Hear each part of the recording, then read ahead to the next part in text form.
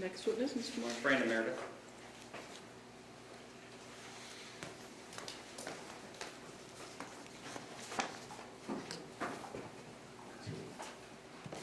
Raise your right hand. Do you swear to tell the truth, whole truth, and nothing but the truth when you testify? All right, have a seat.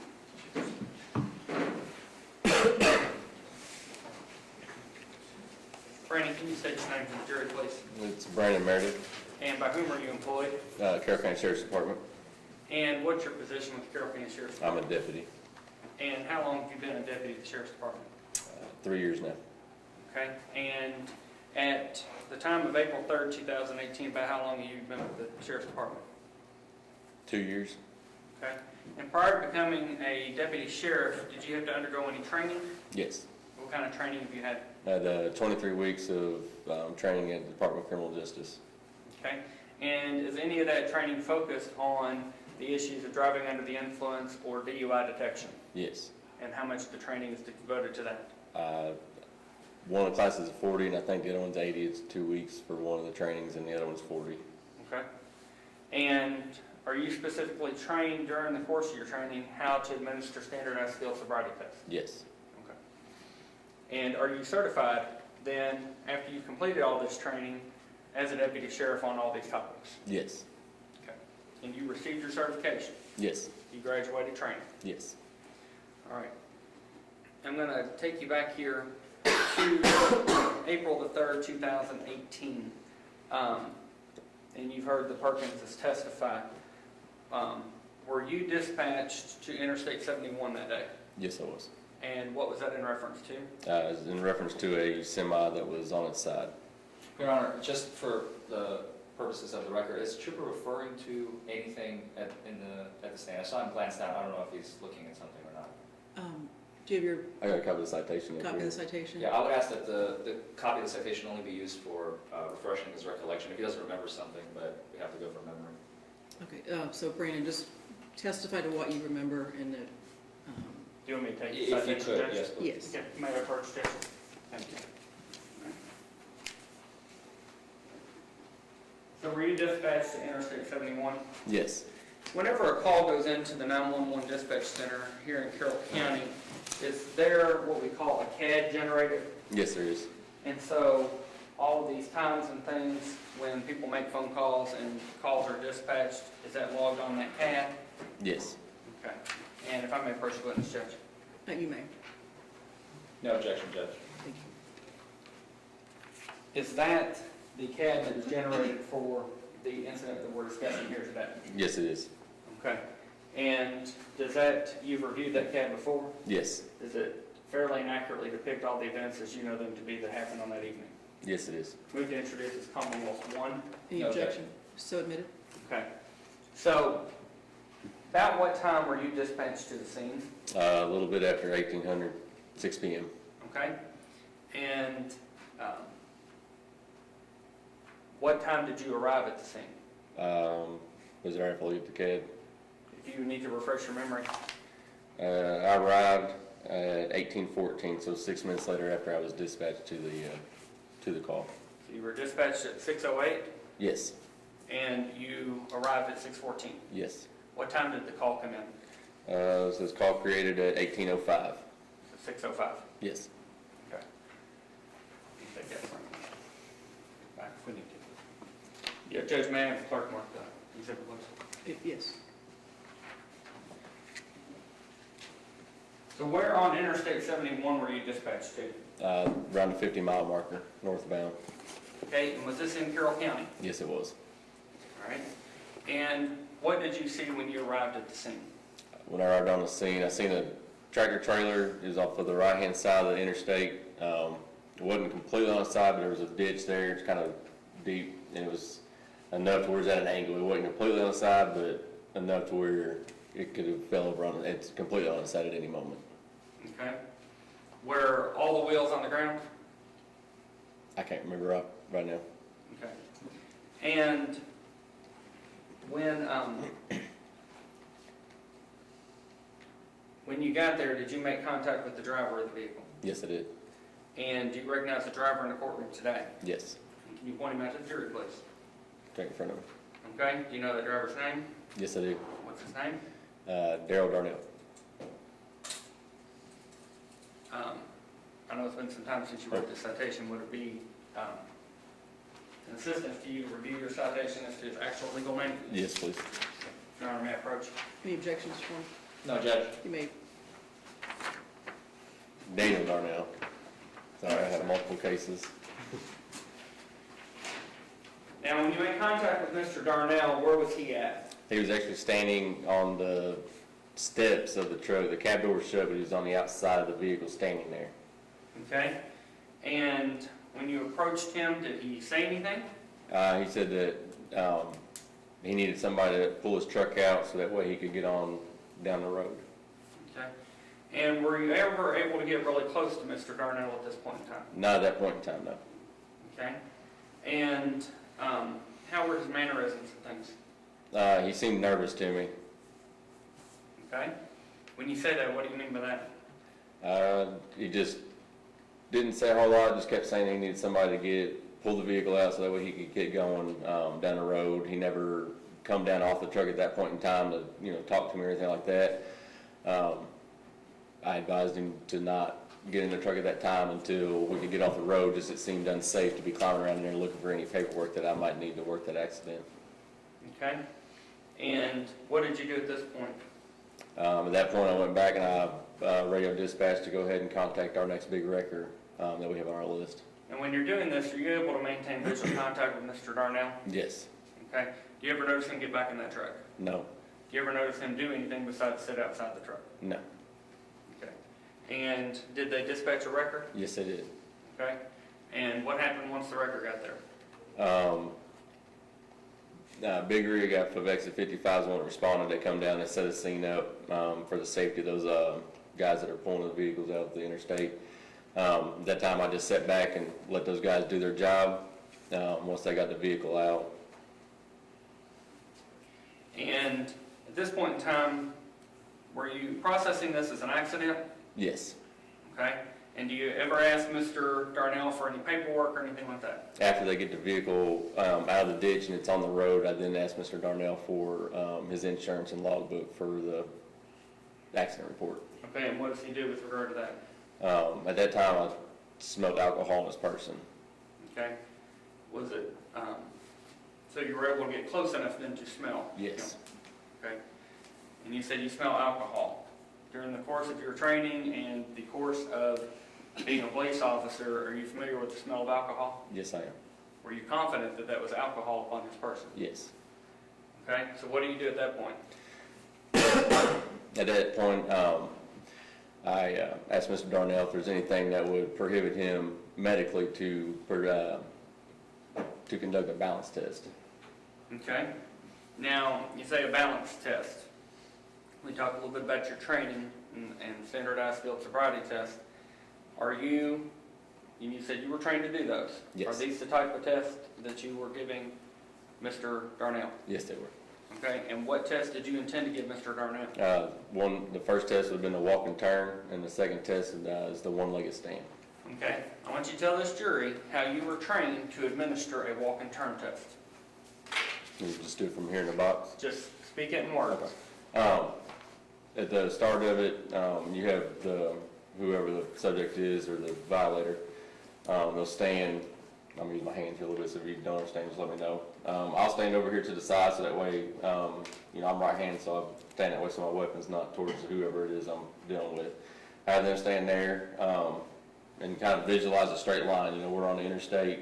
We're not gonna paint a line out. We're not gonna do all that kind of stuff. So just visualize a straight line. At that point, I'll have the violator put their left foot on this line. Well, before I do any of that, I ask them if there's anything medically that would prevent them from, balancing anything wrong with their legs, ankles, knees, anything like that. Mr. Darnell stated that he didn't have anything medical that would prevent him from doing any test. At that time, I had him put his left foot on this line, his right foot in front of his left foot, with the heel of his right foot touching the toe of his left foot, and his arms down at the side. At that point, he stands there until I get done, in that same form, until I get done explaining the rest of the test. At that point, I'll tell Mr. Darnell that he's going to take 9 heel-to-toe steps forward. At the end of the last one, number 9, he's going to take a series of small steps. He's going to turn around and he's gonna take 9 heel-to-toe steps back, touching, heel-to-toe each step, as he goes. Okay. Do you demonstrate how to do the test? Yes, I did. Okay. And did you instruct Mr. Darnell, just as you had said you were trained to do? Yes, And did you demonstrate this test for him? I did. And did he indicate that he had any medical impairments or any physical handicaps or anything like that that would prevent him from being able to do your test? No. Okay. And so how did he perform on this test? During the instructor phase, he was unsteady on his feet, wasn't able just to kind of, stand there the way that he was instructed to do so, kept picking his foot off the line to keep his balance. When he conducted this test, he stepped off the line while he was doing his first 9 heel-toe steps. At the end of that first 9 heel-toe steps, he was instructed to take a series of small steps, turn around, and walk back to where he started from. Instead of taking a series of small steps, he took his 9 steps, and then he just took 9 heel-toe steps backwards without turning around. So he walked backwards. Yes. Okay. Any other observations you made during the course of this test? No. Okay. Now, what are you looking for when you're given a person on the roadside this test? Clues of impairment. Okay.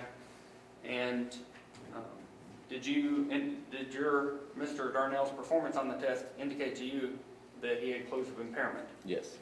All right. You said you gave him another field sobriety test, is that correct? Yes. And which one was that? The one-legged stand. And are you trained and certified to be able to give that test? Yes, sir. Okay. And tell the jury how you're trained to administer that test at the academy. Started to that test, I always ask again if there's anything that was prevent them from taking a balance test. At that time, I told Mr. Darnell to stand there with his feet together and his arms down to his side and just stand that way until instructed to do so. At that time, I explained to him that he could use either foot of his choosing, didn't matter right or left. Raise that foot approximately 6 inches off the ground, his toe pointed out, looking at the tip of his toe and counting out loud 1001, 1002, 1003, so on and so forth until instructed to stop. Okay. And did he indicate he had any medical impairments or physical handicaps or inability to do this test? No. And did you instruct him just as you said you were trying to instruct him to do it? Yes. Did you demonstrate this test for Mr. Darnell? Yes, I did. Okay, and what happened when he went to perform the test? After I told him to go ahead and begin, he got to he said 1000, 1001, and he put his foot down after 1001. He stared at me for a few seconds, and then he raised his foot back up and he continued until I told him to stop. Okay. All right. And are you looking for clues of impairment with this test as well? Yes. And did that indicate clue of impairment to you? Yes. And are you trained that the things that you've told the jury about Mr. Darnell's performance on those tests, that those are clues of impairment? Yes. All right. Now, did Mr. Darnell, during the course of any of this, did he indicate any or say anything about how this accident occurred? Said the road gave way. Okay. Were you able to observe the road where he would travel? Yes. Did you indicate any break in the pavement or anything to that effect? I did not. Was there any outside reason that you could determine for this accident occurring? No.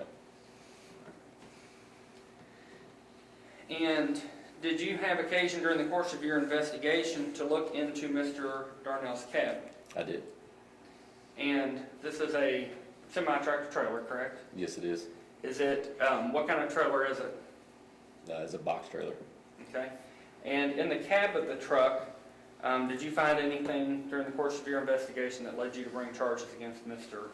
Darnell? I found open liquor bottles in the back sleeper area of the vehicle. Okay. And where is that in relation to where the driver sits in that vehicle? The driver, of course, is on the left side. The sleeper is right behind them. There's not a door or anything. It's usually just a curtain, but it was in the right-hand side over here on the passenger side where the passenger would be, but behind it in the sleeper part is where I found the liquor bottles at. And where you found those liquor bottles, would you consider that to be in the wingspan of someone in the cab of that truck? Yes. Okay. And meaning within arm's reach? Yes. Sorry, I use wingspan, a lot of people.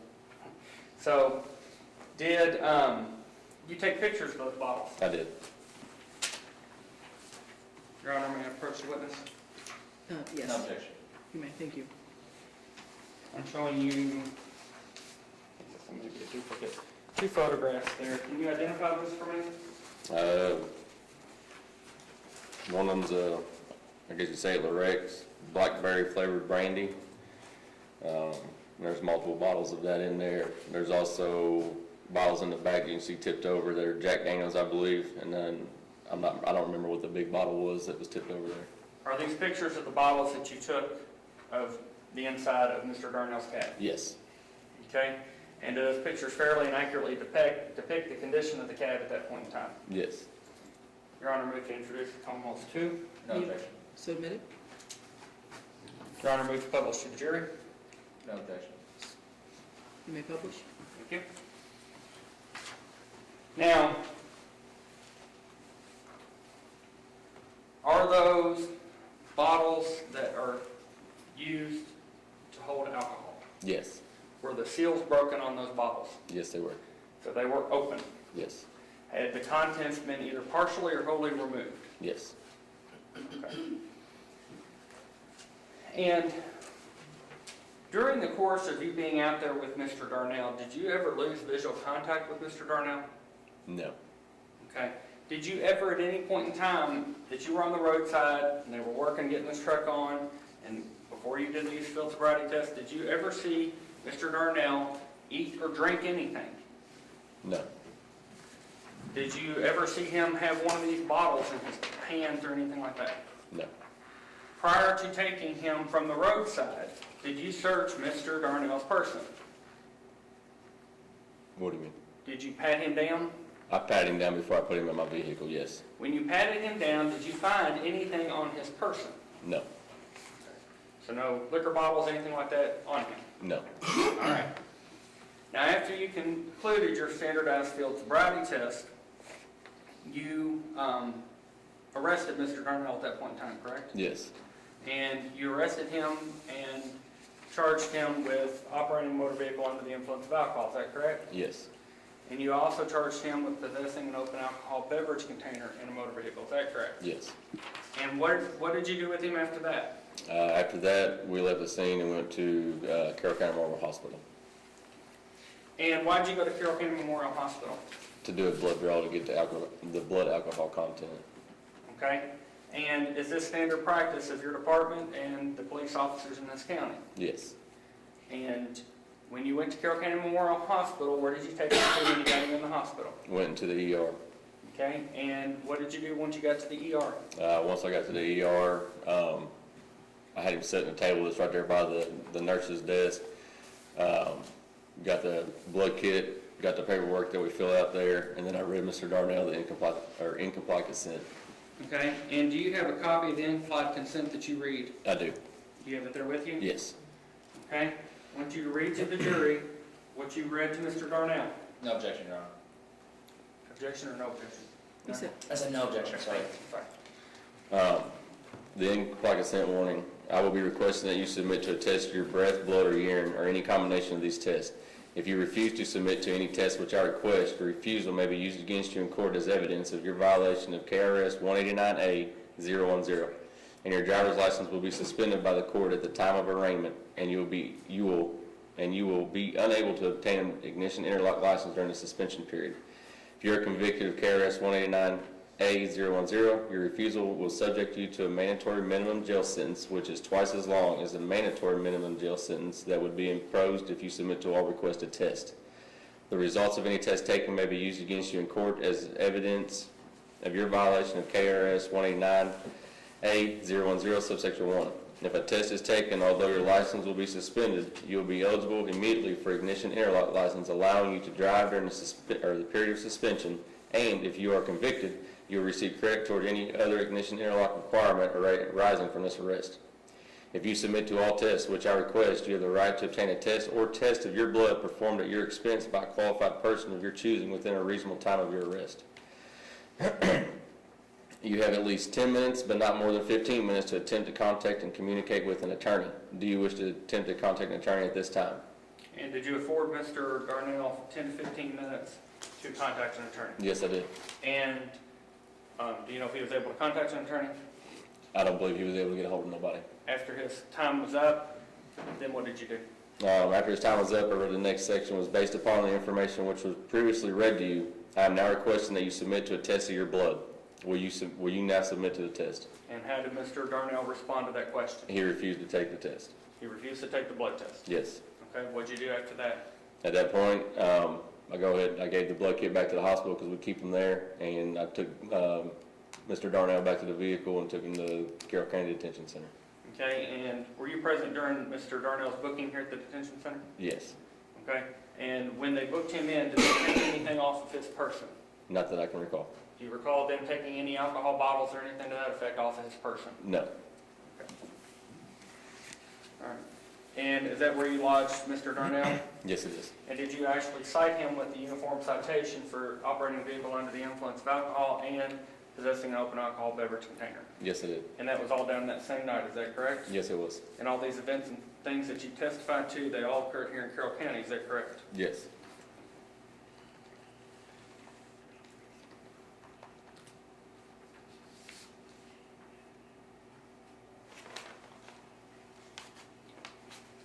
Judge, I have no further questions. Mr. Forman. Thank you, Your Honor.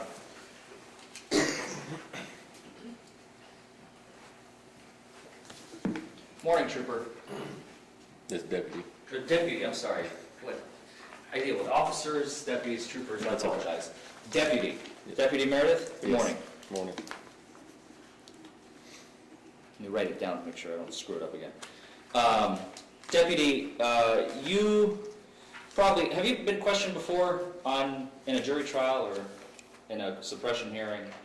Yes. So you're familiar, sometimes attorneys can grill you and ask a bunch of questions, sometimes it gets droning and annoying, doesn't it? Yes, it is. Well, I'm here to tell you, you can relax, it's gonna be short and sweet, okay? I just have a few questions for you. Okay. So, your job here today, you are a witness for the prosecution, right? Yes. So your job is to help convict Mr. Darnell, right? Yes. And we've heard your testimony, but being an interested party, I'm sure we would all like to see something live, like video. Do we have video? No, we don't. We don't. So we can't see what really happened in this case, right? We have to rely on your testimony? Yes. Okay. You never saw Mr. Darnell drive his semi, right? No, I did Personally, not. right? No, I did not. Okay. So it's your opinion that he operated under the influence, right? Yes. You said that you found bottles in the back, right? Yes, I did. In the sleepers, you said, quote, sleeper compartment of the tractor trailer, Yes. right? You've conducted the balancing test, the walk and turn, and the one-leg stand. Yes. You've also said that he seemed nervous when you first arrived on scene, right? Yes. You do realize Mr. Darnell was just in an accident, right? Yes, I do. So would a person who was just in an accident be anxious, nervous, in your Very well so. opinion? Would somebody, in your experience, someone who is already anxious and nervous, would they have an easy time in the field sobriety tests? Just your opinion and your experience. Everybody's different. Everybody's different. You arrived around 6:14, I believe, according to the citation, right? Does that ring a bell? Do you need a refresher? Yeah, if the CAD says 6:14, that's when I arrived. I'm looking at your uniform citation. It says 6:14. Yeah, Is that accurate? I think it'll it's go off accurate, of what the arrival time of the CAD says, yes. And then time of arrest is noted as 8:22. Does Yes. that sound right? Yes. So 2 hours and 8 minutes later, right? Yes.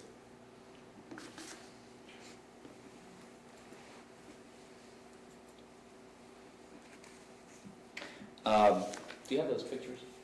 The clerk has them. If I may refer to those. Now, Mr. Marsh has already kind of indicated, I want to specifically refer you to the second picture, which I think is in duplicate. It looks like the bottles are on top of some type of refrigerator, is that right? Yes. I'm going to have those back.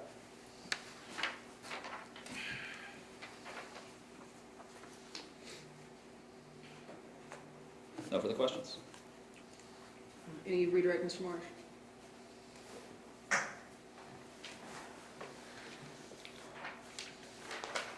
Excuse me. Oh, Sorry, just Deputy, did Mr. Darnell indicate to you that that was his truck, Yes, and he was driving that truck? yes, And it's your opinion, based upon all the evidence that you gathered there, that at the time he was driving the truck, he was under the influence? yes. No further questions. Mr. Foreman, any recross? No recross, Judge. Deputy, you may step down. Next witness. Come on, fresh, Your Honor. No further witnesses. Okay.